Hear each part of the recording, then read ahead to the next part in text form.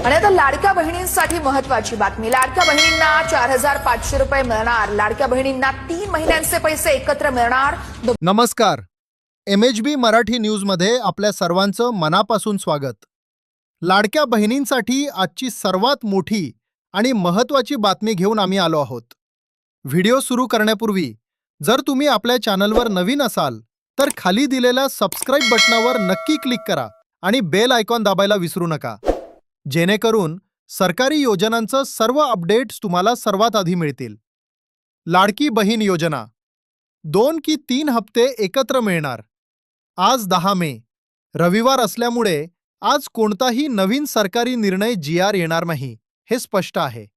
मात्र सध्या सर्व महिलांची एकच मागणी आहे की यावेळेस किमान 2 ते 3 हप्ते एकत्रितपणे बँक खात्यात जमा व्हावे. सध्या सर्वत्र KYC क्रॉस चेकिंगचं काम युद्धपातळीवर सुरू आहे, ज्यामुळे हप्त्याला थोडा विलंब झाला आहे. पण ही तपासणी पूर्ण होताच लाभाचं वितरण सुरू होईल. आता अनेक बहिणींच्या मनात शंका आहे की आमचा लाभ बंद होईल का, किंवा KYC मुळे काही अडचण येईल का? तर या सर्व प्रश्नांची उत्तरं खालीलप्रमाणे आहेत. कोणाला चिंता करण्याची गरज नाही. 1. नियमित हप्ते मिळणाऱ्या महिला. ज्यांना फेब्रुवारीचा 20वा हप्ता मिळाला आहे त्यांनी अजिबात काळजी करू नका. तुम्ही पात्र आहात म्हणूनच तुम्हाला लाभ मिळाला आहे. 2. तांत्रिक दुरुस्ती केलेले लाभार्थी. ज्यांनी बँक बदलली होती किंवा काही तांत्रिक कारणामुळे मागील हप्ता मिळाला नव्हता पण आता दुरुस्ती केली आहे, अशा महिलांना 21व्या आणि 22व्या हप्त्याचे पैसे एकत्रित मिळण्याची पूर्ण शक्यता आहे. कोणाचा लाभ बंद होऊ शकतो? 3 महत्त्वाचे मुद्दे. वार्षिक उत्पन्न. कुटुंबाचं एकत्रित उत्पन्न 2.5 लाखापेक्षा जास्त असेल तर अडचण येऊ शकते. आधार लिंक असल्यामुळे सरकारला उत्पन्नाची खरी माहिती सहज मिळते. टीप: केवळ व्यवसायातील उलाढाल नव्हे तर निव्वळ नफा विचारात घेतला जातो. 4चाकी वाहन. जर तुमच्या नावावर सध्या 4चाकी गाडी असेल तर KYC मध्ये ते पकडले जाऊ शकते. मात्र जुनी गाडी भंगारात काढली असेल किंवा वर्षभरापूर्वी विकली असेल तर घाबरण्याचं कारण नाही. शासकीय नोकरी.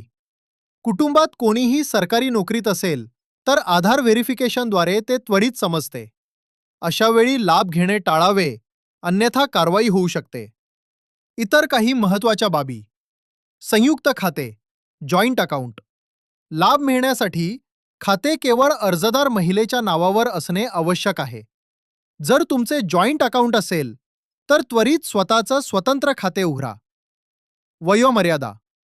65 वर्षांपेक्षा एक दिवसही वय जास्त असेल तर या योजनेचा लाभ बंद होतो. अशा महिलांनी संजय गांधी निराधार योजनेसाठी प्रयत्न करावा. नावातील तफावत. आधार आणि बँक खात्यावरील नावात फरक असल्यास लाभ थांबतो.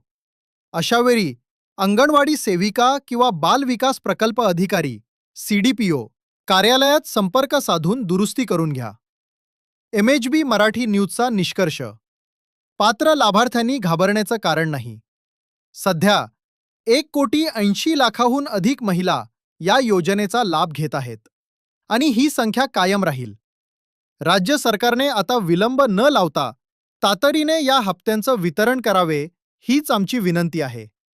तुम्हाला काही शंका असल्यास कमेंट्समध्ये नक्की विचारा. ही माहिती महत्त्वाची वाटली असेल तर व्हिडिओला लाईक आणि शेअर करा. आणि हो, MHB मराठी न्यूज चॅनलला सबस्क्राईब करायला विसरू नका. धन्यवाद. जय महाराष्ट्र.